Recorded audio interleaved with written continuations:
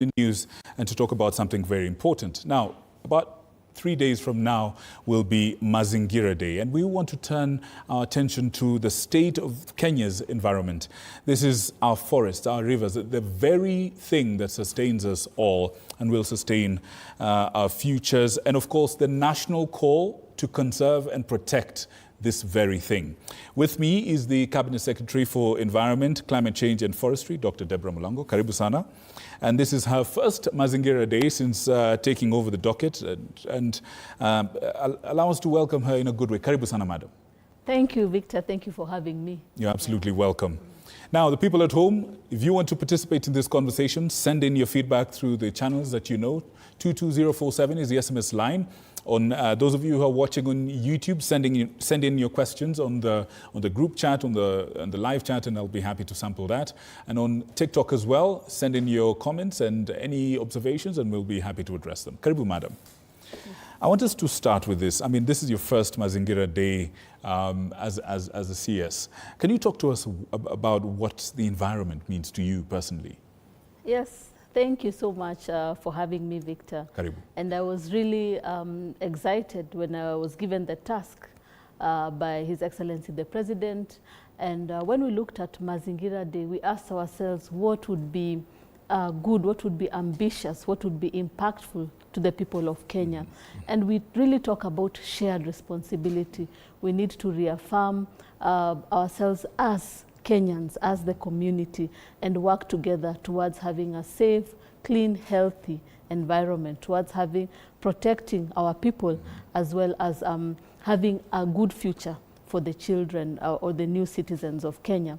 And so when we thought about that, we thought the critical thing is to talk about tree growing, because the 15 billion tree campaign is indeed the President's agenda, and as well as look at the cleanup campaigns. But how can we do this? We talked about responsibility. You know, when you have the children, you nurture them from once they are young so that they can grow up protecting the environment. And so we thought that going back to school is really critical, because stewardship starts early, and leadership again can be nurtured through caring for trees, cleaning the environment. Then we grow leaders who can be able to protect the environment.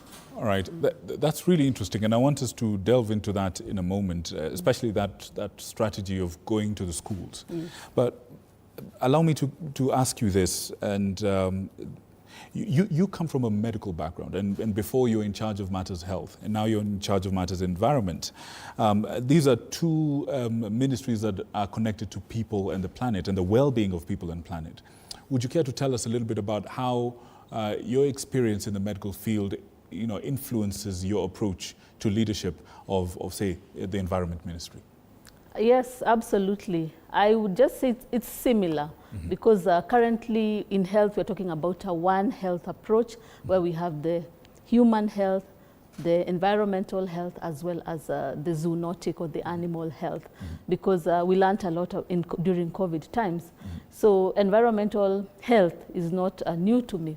And when you look at the linkage, when it comes to leadership and governance, it's still the same, because we are talking about having policies and strategies, regulatory frameworks, running programs like the 15 billion tree strategy, ensuring that we have guidelines and standard operating procedures, and then monitoring and evaluating. And this time, compliance is critical for us in the Ministry of Environment. And trickling down to the other components where we are working with the community, so from national government down to county level, and ensuring human resource capacity is there.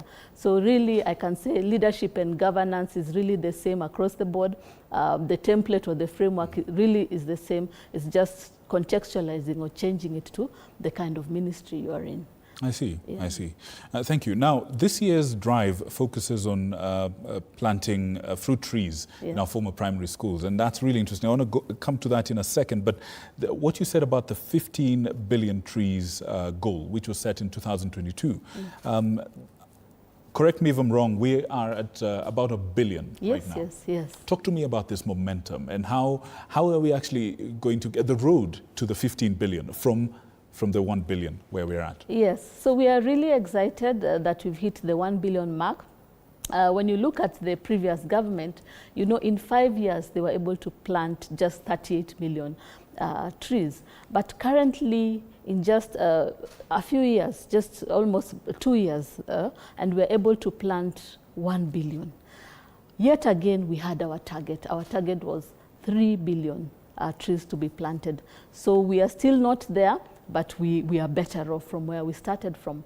Now, what we have done, we've ensured that we have seeds, production of seeds, and KEFRI has done quite a good job. We have over 1.5 billion seeds being produced by KEFRI. Mm-hmm. Now, moving to the seedling production is where now we looked at re-strategizing to ensure that seedlings are all over across the country so that anyone can be able to plant the trees. So we've re-strategized and we are leveraging on the platforms we have like NYS mm-hmm. to ensure that we incorporate that in their curriculum and that everyone is producing seedlings.